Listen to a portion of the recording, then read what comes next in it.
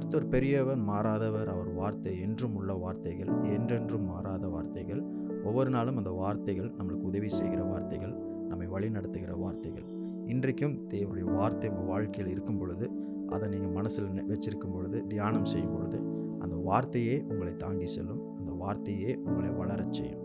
இன்றைக்கும் தேவனுடைய வார்த்தை உங்களிடத்துல பேசும். சங்கீதம் 57 அதிகாரம் 3வது வசனத்தில் படிக்கிறோம். என்னை விழுங்க பார்க்கிறவன் என்னை நிந்திக்கையில் அவர் பரலோகத்திலிருந்து ஒத்தாசை அனுப்பி என்னை ரட்சிப்பார். சேலா.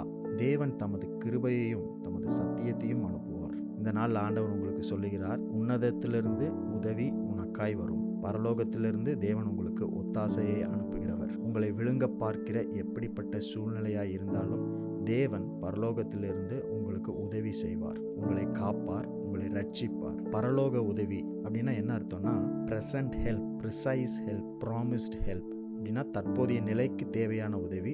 அது சரியான உதவி. தேவன் உங்களுக்கு வாக்கு பண்ணின உதவியாக இருக்கிறது. சமயத்துக்கேற்ற ஒத்தாசை, சமயத்துக்கு ஏற்ற உதவியை தேவன் உங்களுக்கு தருகிறவர். அந்த உதவியை அனுப்பி உங்களை ரட்சிப்பார்.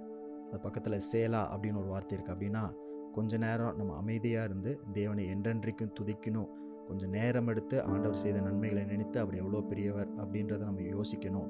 இந்த வசனத்தை படிக்கும்போது கூட சேலாக்கு முன்னாடி என்ன சொல்லப்பட்டிருக்கு, சேலாக்கு அப்புறம் என்ன சொல்லப்பட்டிருக்குன்றது நிறுத்தி நிதானமாக நம்ம படிக்கணும்னு சொல்லப்பட்டிருக்கு. அப்போ இந்த வசனத்தில் முதலாவது என்ன சொல்லப்பட்டிருக்குன்னா, பரலோகத்திலிருந்து ஒத்தாசை அனுப்பி உங்களை ரட்சிப்பார், சேலா அப்படின்னு சொல்லியிருக்கு. அந்த பரலோகத்திலிருந்து அனுப்புகிற ஒத்தாசை எப்படிப்பட்டதுன்றது அந்த சேலாக்கு அடுத்ததில் சொல்லப்பட்டிருக்கு.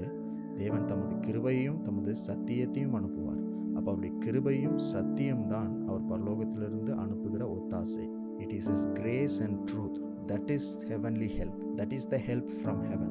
கிருபையும் சத்தியமும் தான் அவருடைய உதவி. இந்த உலகத்தில் நீங்கள் மற்ற உதவிகளை நாடும் பொழுது, மனிதர்களுடைய உதவிகள் எதுவாக இருந்தாலுமே எல்லாமே போதுமானதாக இருக்காது. அது எல்லாமே பற்றாததாக இருக்கும், பற்றாக்குறையாகத்தான் இருக்கும். முழுமையாக எதுவுமே நம்மளுக்கு உதவி செய்யாது. ஆனால் இன்றைக்கு தேவன் உங்களுக்கு தருகிற பரலோகத்திலிருந்து வருகிற உதவி அது போதுமானது, பரிபூர்ணமானது, உங்களை பெருகச் செய்கிற, உங்களை காக்கிற, உங்களுக்கு மீதமாக இருக்கிற உதவியாக இருக்கும்.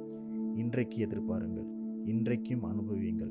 எதை அனுபவிக்க போகிறீங்கன்னா, ஒத்தாசையை, தேவன் அனுப்ப போகிற உதவியை, பரலோகத்திலிருந்து இந்த நேரத்திற்கு சமயத்துக்கு ஏற்ற உதவியை உங்களுக்கு அனுப்புவார்ல, அதை எதிர்பார்த்து அதை அனுபவியுங்கள். ஒத்தாசை அனுப்புகிற தேவன் உங்களை ரட்சிப்பார், உங்களை பாதுகாப்பார், உங்களை வழி நடத்துவார். இன்றைக்கும் பரலோகத்தின் உதவி, ஒத்தாசையை தேவன் அனுப்பும் பொழுது பெற்றுக்கொள்ளுங்கள்.